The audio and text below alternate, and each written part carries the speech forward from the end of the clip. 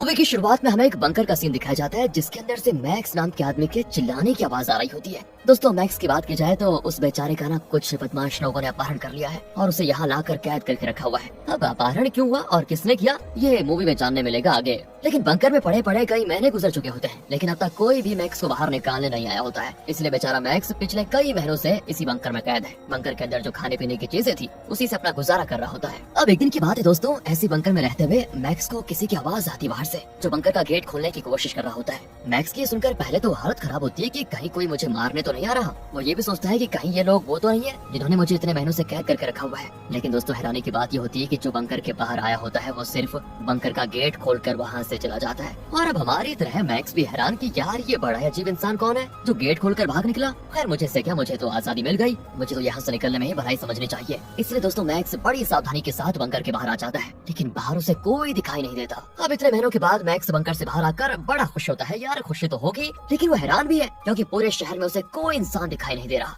सारी गली मोहल्ले सब खाली होते हैं, बस हर तरफ खून खून खून। मैक्स को समझ नहीं आता कि आखिर ऐसा कैसे हो गया, पूरा का पूरा शहर खाली। तो वही घर के अंदर जाकर चेक करता है कि शायद कोई मिल जाए, लेकिन दोस्तों वहाँ पर भी कोई नहीं होता। घर की हालत तो ऐसी हो गई है कि मानो महीनों से यहाँ पर कोई रहा ही ना हो। मैक्स वहाँ पर खाने पीने की चीजें ढूंढता है लेकिन उसे कुछ नहीं मिलता, इसलिए पानी पीकर ही वो अपना काम चला लेता है। लेकिन जब उसकी नजर सड़क पर पड़ती है तो वो अपनी शक्ल को देख कर डर जाता है क्योंकि इतने दिनों के बाद बाल और दाढ़ी न काटने की वजह से वो किसी भूत से कम नहीं लग रहा होता है। इसलिए वो तुरंत वहीं पर रखी कैंची से पहले अपनी दाढ़ी और फिर बाल को काटता है। तभी उसे किसी के घर में घुसने की आवाज आती है। वो तुरंत बेड के नीचे छुप जाता है दोस्तों, और वो देखता है कि वहाँ पर एक लड़की आई हुई है जो कि किसी से अपनी जान बचाकर भाग रही है। और जिससे वो बचकर भाग रही है वो कोई और नहीं दोस्तों बल्कि ज़ॉम्बी होता है जो बेचारी लड़की की वहीं पर जान ले लेता है। मैक्स के पैरों तले जमीन खिसक जाती है कि ये क्या है, आखिर सब क्या हो गया दुनिया में। वो तुरंत घर से बाहर भाग जाता है जहाँ तो सिर्फ दोस्तों लाशों का ढेर होता है क्योंकि इस इलाके में ज़ॉम्बी वायरस फैल गया था और इसी वजह से सारे लोग ज़ॉम्बी में बदल गए। यही वजह होती है कि मैक्स को पूरा इलाका खाली दिखाई दे रहा होता है और लाशें ही लाशें वहाँ पर होती है। अब मैक्स के सामने एक पुलिस स्टेशन आता है जिसमें कोई मौजूद तो नहीं होता, तो वहाँ पर रखे फोन से मैक्स अपने घर पर फोन करने की कोशिश करता है लेकिन दोस्तों फोन तो खराब हो चुका। तभी वहाँ पर एक ज़ॉम्बी आकर मैक्स पे सीधा हमला कर देता है। वो तो उसकी किस्मत अच्छी होती है कि वहाँ पर मारिया नाम की एक लड़की पहुँच जाती है जो तीर चलाकर उस ज़ॉम्बी का खेल खत्म कर देती है। अब वहाँ पर मारिया के दो और दोस्त भी आ जाते हैं जिनका नाम डेविड और जेफरी होता है। उनके पीछे भी दोस्तों ज़ॉम्बीज पड़े होते हैं, इसलिए वो तुरंत गेट को बंद करने लग जाते हैं ताकि पुलिस स्टेशन के अंदर आकर ज़ॉम्बी उन्हें मार ना दे। मैक्स एकदम कंफ्यूज कि आखिर ये इंसानों को हो क्या गया, ऐसी हरकतें क्यों कर रहे हैं ये। तब मारिया उसे बताती है कि शहर में अचानक से ज़ॉम्बी वायरस फैल गया जिससे लोग ज़ॉम्बी में बदल गए। तुम भी इनसे बचकर रहना, अगर इन्होंने तुम्हें काट लिया तो तुम्हें भी ज़ॉम्बी बनने में टाइम नहीं लगेगा। आज से कुछ महीने पहले जब यहाँ पर ज़ॉम्बी वायरस फैलना शुरू हुआ तो तुरंत सभी को इस इलाके से बाहर भेजा गया था ताकि सभी लोग शहर जाकर शिफ्ट हो जाए क्योंकि वहाँ वायरस नहीं फैला है। फिर छोटे छोटे ग्रुप बनाकर पुलिस वाले यहाँ से लोगों को लेकर जा रहे थे लेकिन हमारे ग्रुप पर ज़ॉम्बी ने हमला कर दिया और इसीलिए हम यहीं पर फंस कर रह गए। हमारे ग्रुप में टोटल 17 लोग थे लेकिन अब सिर्फ 3 बचे हुए हैं। तभी दोस्तों जेफरी की हालत खराब हो जाती है क्योंकि वो भी इन्फेक्टेड हो गया था। वो मारिया पर ही चाकू रखकर कहता है कि प्लीज मुझे मत मारना, मैं इन्फेक्टेड नहीं हूँ। लेकिन मारिया जैसे तैसे खुद को छुड़ाती है और डेविड जेफरी पर हमला करके उसे मार डालता है दोस्तों। जिसके बाद वो लोग जेफरी की लाश को ज़ॉम्बीज को दे देते हैं। ज़ॉम्बीज मिलकर उसे अपना खाना बनाते हैं। इसी मौके का फायदा उठाकर मारिया और बाकी वहाँ से तुरंत बाहर निकलते हैं। अब आगे बढ़ते हुए दोस्तों फिर से ज़ॉम्बीज उनके पीछे पड़ चुके होते हैं, इसलिए डेविड मैक्स और मारिया को एक घर में छुपाकर ज़ॉम्बीज का ध्यान भटकाते हुए वहाँ से लेकर जाता है। जहाँ आगे बढ़ते हुए उसको एक गाड़ी मिल जाती है। डेविड उस गाड़ी के अंदर बैठकर वहाँ से भाग निकलता है। दोस्तों इधर मारिया और मैक्स जिस घर में होते हैं, घर में पहले से एक बंदा होता है जिसका नाम जेम्स है और वो मैक्स पर हमला करके उसे बेहोश कर देता है। थोड़ी देर के बाद मैक्स की आंख खुलती है तो उसे मारिया के चिल्लाने की आवाज आती है। वो भागकर उसके पास जाता है तो जेम्स मारिया के पैर की मोच को सही कर रहा है दोस्तों और कुछ नहीं कर रहा। लेकिन मैक्स को लगता है कि जेम्स मारिया के साथ गलत हरकत कर रहा है, इसीलिए वो उस पर सीधा हमला कर देता है। लेकिन जब उसे सच्चाई पता चलती है तो उसे माफी मांगनी पड़ती है। इसके बाद मैक्स खुद ही मारिया के पैर की मोच को सही करता है क्योंकि वो एक मेडिकल स्टूडेंट था और उसके पिता भी डॉक्टर है। तभी वहाँ पर डेविड भी गाड़ी लेकर आ जाता है। इसके बाद सारे लोग वहाँ से शहर के लिए निकल जाते हैं क्योंकि गाड़ी में शहर तक जाने का मैप रखा हुआ था। तभी आगे बढ़ते हुए उन्हें घर दिखाई देता है। डेविड कहता है कि हमें इस घर की तलाश लेनी चाहिए, क्या पता अंदर कुछ खाने पीने की चीजें मिल जाए। ये सोचकर दोस्तों वो जेम्स के साथ घर के अंदर जाता है तो घर के अंदर उन्हें काफी सारे खाने पीने की चीजें मिल जाती है जिसे पाकर सभी बड़े खुश होते हैं। पर तभी वहाँ पर घर का मालिक टॉम आ जाता है जिसे देखकर जेम्स और डेविड की तो हालत ही खराब हो जाती है क्योंकि वो गन लेकर खड़ा होता है। इधर काफी टाइम से वापस आने पर मारिया और मैक्स परेशान हो जाते हैं कि कहाँ गए, इसलिए वो दोनों घर के अंदर जाने का डिसाइड करते हैं। लेकिन मेन गेट तो बंद होता है दोस्तों।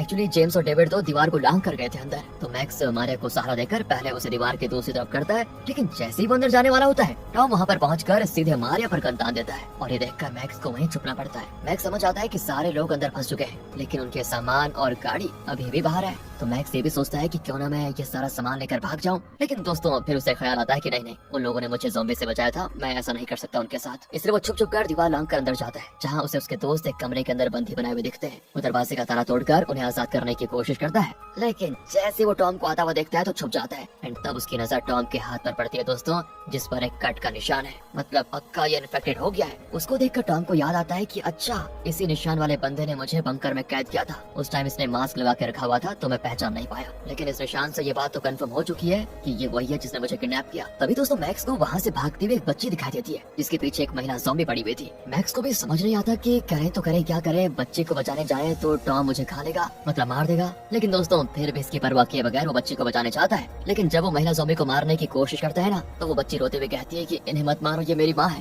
तभी दोस्तों टॉम भी वहाँ पर आ जाता है और मैक्स पर गन तान कर उसे भी बंदी बना लेता है। अब आगे टॉम जैसे वहाँ से जा रहा होता है, मैक्स कहता है कि मुझे पता है तुम वही हो जिसने मेरा अपहरण किया था, लेकिन एक बात बताओ तुमने ऐसा किया क्यों? टॉम कहता है कि ये तो तुम अपने पिता से पूछ लो, वो इसका अच्छे से जवाब देंगे। इतना कहकर वो चला जाता है दोस्तों। और अब हमें पता चलता है कि टॉम ने अपने एक और साथी के साथ मिलकर मैक्स का अपहरण किया था ताकि उसके पिता से फिरौती की रकम मांग ले, लेकिन जब तक वो पैसे दे पाते ज़ॉम्बी वायरस फैल गया, सारे लोग अपनी जान बचाने में बिजी हो गए। इसलिए मैक्स के पिता के भेजे हुए पैसे टॉम तक आए ही नहीं, और न ही टॉम दोबारा कभी मैक्स के पास गया उसे खोलने के लिए। यही वजह है कि मैक्स महीनों तक बंकर में फंसा रह गया। अब दोस्तों रात को बच्ची जिसे मैक्स ने उसकी ज़ॉम्बी माँ से बचाया था, वो आकर मैक्स और बाकियों को आजाद कर देती है। असल में वो बच्ची टॉम की बेटी है दोस्तों। टॉम यहाँ पर अपनी ज़ॉम्बी बन गई पत्नी और बेटी के साथ रहता है। उसके अंदर इतनी हिम्मत नहीं होती कि वो अपनी पत्नी को मार पाए, इसीलिए वो उसे बंदी बनाकर रखता है ताकि वो उसे या उसके बेटे को ज़ॉम्बी न बना दे। अब आजाद हो जाने के बाद सभी वहाँ से भागने की कोशिश करते हैं, लेकिन दोस्तों मैक्स टॉम की बेटी को पकड़कर टॉम को धमकाते हुए कहता है कि अपने हथियार मुझे दे दो वरना मैं तुम्हारी बेटी को मार दूंगा। टॉम तो घबरा जाता है और अपने गन मैक्स को दे देता है। मैक्स भी दोस्तों वो गन टॉम पर तान कर कहता है कि बताओ मुझे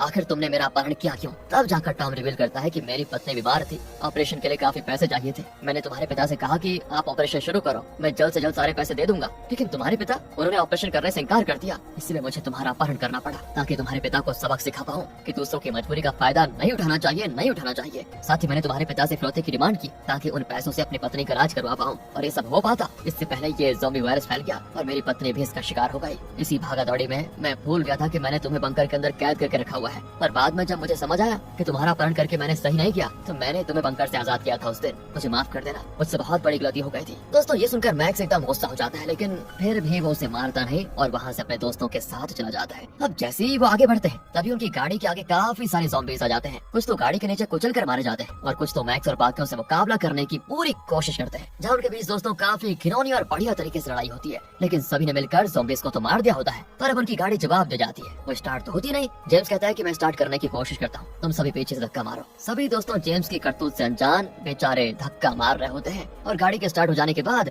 जेम्स तुरंत गाड़ी को लेकर रफू चक्कर, क्योंकि गाड़ी के अंदर बाकियों ने खाना वगैरह और मैप रखा हुआ था जिससे वो आराम से शहर पहुंच सकता है दोस्तों। और इसी जोश में वो आगे बढ़ा होता है, लेकिन कर्मा किसको छोड़ते हैं किसी को नहीं। वो कुछ दूर जाता है, उसकी गाड़ी का होता है बटिया वाला एक्सीडेंट, क्योंकि स्पीड में जा रहा था डर के मारे कि कहीं वो मुझे पकड़ न ले, और पूरी रोड जाम थी, सभी गाड़ियां बंद पड़ी हुई थी क्योंकि गाड़ियों में सवार लोगों को ज़ॉम्बीज़ ने पहले मार दिया था। बस दोस्तों कहानी खत्म। अब वहाँ पर मैक्स और बाकी पहुंच जाते हैं। उन्हें समझ नहीं आता कि अब कैसे शहर जाएं, क्योंकि वहाँ तक जाने का सिर्फ यही एक रास्ता था। तभी दोस्तों वहाँ ज़ॉम्बीज़ आकर उनको पूरी तरह घेर लेते हैं, पर तभी हीरो की तरह एंट्री मारते हुए टॉम वहाँ पर पहुँच जाता है, जो सभी को अपनी गाड़ी में बिठाकर वहाँ से लेकर जाता है। टॉम को दोस्तों समझ आ चुका था कि उसने मैक्स और बाकियों को कैद करके अच्छा नहीं किया, इसलिए वो उनकी मदद करने के लिए पहुँच गया। उसी के साथ साथ वो एक ज़ॉम्बी से इन्फेक्टेड भी हो चुका था। टॉम सभी को टॉर्च और खाने पीने की चीजें देते हुए कहता है, तुम्हें सामने दिख रही पहाड़ी पर जाना है, वहाँ पर एक गुफा होगी, उसके अंदर से जाते हुए तुम सीधे शहर पहुँच जाओगे, और मुझे तो ज़ॉम्बी ने काट लिया, मेरे साथ रहकर मेरी बेटी को भी खतरा हो सकता है, इसलिए एक काम करो, मेरी बेटी को अपने साथ लेकर जाओ, बस इतना से एहसान कर दो मुझ पर। ये सुनकर दोस्तों सभी को बुरा लगता है कि यार गलत हो गया इसके साथ, और इसलिए वो सभी टॉम के ज़ॉम्बी बनने से पहले